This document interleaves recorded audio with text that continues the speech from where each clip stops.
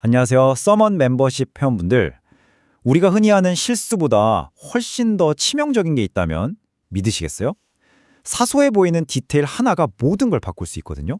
오늘은 바로 그 강력한 의도의 힘에 대해 한번 깊숙이 들어가 보려고 합니다. 자, 그럼 오늘의 서먼 데일리 브립 시작합니다. 먼저 이 말부터 한번 볼까요? 와튼 스쿨의 유명한 조직 심리학자죠. 애던 그랜트의 말인데요. 창의성에 있어 가장 중요한 기술은 더 이상 독창적인 생각이 아니다. 그럼 뭘까요? 바로 안목과 집요함이래요. 이게 무슨 뜻이냐면 요즘 세상의 아이디어는 정말 넘쳐나잖아요. 중요한 건 그 수많은 아이디어 속에서 진짜 보석을 가려내는 눈, 그리고 그걸 끝까지 밀어붙이는 끈기라는 거죠. 어때요? 되게 흥미로운 관점 아닌가요? 그냥 좋은 생각 났다. 여기서 그치면 안 된다는 거예요. 자, 그럼 우리가 보통 성공하고 싶을 때, 좀 더 나아지고 싶을 때 듣는 조언들 뭐가 있을까요? 아마 다들 들어보셨을 거예요. 매일 30분씩 의도적으로 연습해라. 매주 리뷰를 해라. 세계 최고들을 분석해라. 작은 성공이라도 꼭 기념해라. 다들 좋은 말이죠. 맞는 말이고요. 근데요, 오늘은 이런 익숙한 조언들 말고 진짜 프로들은 어떻게 생각하는지 그들의 머릿수를 살짝 엿볼 수 있는 아주 기막힌 이야기를 하나 들려드릴까 합니다. 오늘의 핵심 이야기, 바로 전설적인 록밴드 반 헤일런 이야기입니다.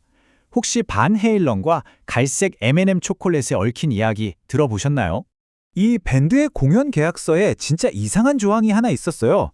무대 뒤에 M&M's 초콜릿을 준비해 줄 것, 단 갈색은 절대로 빼고.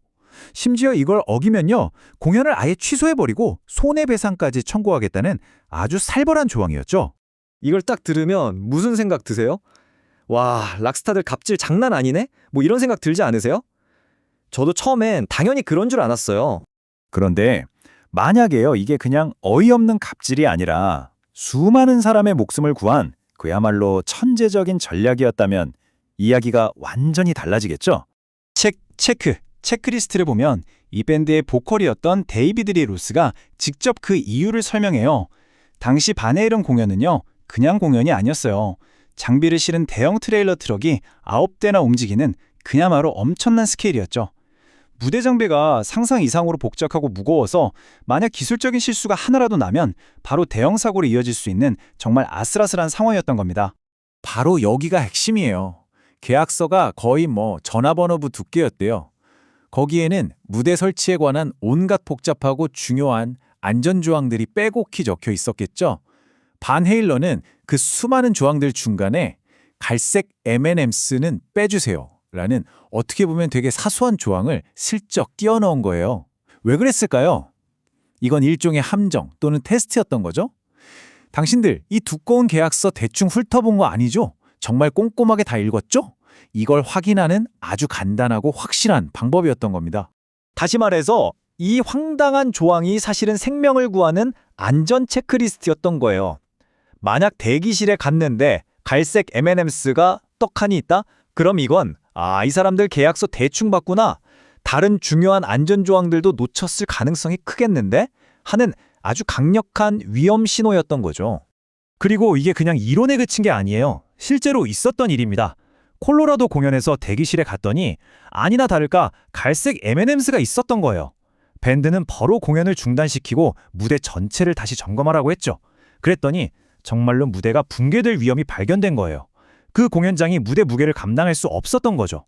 결국 공연은 취소됐고 이 우스꽝스러워 보였던 초콜릿 조항 하나가 수많은 사람들의 목숨을 구한 셈이 됐습니다. 진짜 대단하죠? 이 반 헤일런의 이야기는 우리에게 정말 중요한 질문을 던져줘요. 진짜 프로의 세계에서 중요한 건 뭘까? 그냥 실수 안 하는 거? 그게 달까? 이 질문에 대한 힌트를 의외의 곳에서 찾을 수 있습니다. 바로 축구감독 이종효의 책 정답은 있다인데요. 이 책을 보면 축구 선수들이 공을 받기 전에 주변을 휙 둘러보는 스캔이라는 행동을 한대요. 근데 재밌는 건 이 스캔에도 클래스의 차이가 있다는 겁니다. 여기에 보시면 그 차이가 딱 보이죠. 보통 선수들은요, 수비적 스캔을 해요. 이게 뭐냐면 공 뺏기면 안 되니까, 실수하면 안 되니까 주변을 살피는 거예요. 위험을 피하려는 거죠. 근데 세계적인 선수들은 완전히 달라요. 그들은 공격적 스캔을 합니다. 오케이, 공 받으면 저쪽으로 패스해서 골 찬스를 만들어야지.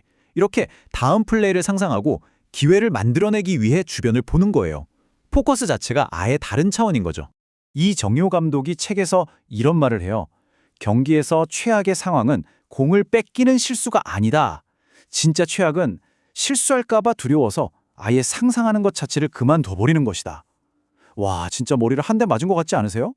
바로 이겁니다. 프로의 세계에서는 실수하지 않는 것이 최종 목표가 될 수가 없어요. 그건 그냥 기본이에요, 기본. 거기에만 머물러 있으면 절대 성장할 수도 위대한 결과를 만들어낼 수도 없는 거죠. 이건 리더의 관점에서도 마찬가지예요. 감독한테 최악의 경기가 7대 0으로 대패하는 경기일까요? 아니래요. 진짜 최악은 90분 경기 내내 우리 팀이 도대체 뭘 하려고 하는 건지 감독의 의도가 단 하나도 보이지 않는 경기. 그게 바로 최악이라는 겁니다. 자, 그럼 다시 처음 이야기로 돌아와 볼까요? 갈색 M&M씨를 빼달라고 했던 반 헤일런, 그리고 기회를 만들기 위해 스캔했던 최고의 축구 선수.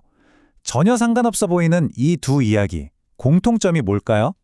맞습니다. 바로 명확한 의도예요.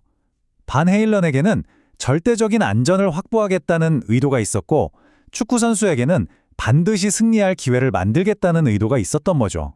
프로의 세계에서는 실수나 실패하는 것보다 의도가 없는 것이 더 치명적인 문제일 수 있는데요. 그런 의미에서 내가 만들고자 하는 것이, 내가 이루고자 하는 것이 무엇인지, 어떤 의도와 방향성을 가지고 있는지를 실패하더라도 전달하기 위해 노력하는 하루를 보내시길 바라옵니다. 늘 감사합니다. 자, 오늘 하루를 마무리하시면서 한번 스스로에게 질문을 던져보시면 어떨까요? 오늘 나의 행동에는 어떤 의도가 담겨 있었나? 오늘 이야기는 여기까지입니다.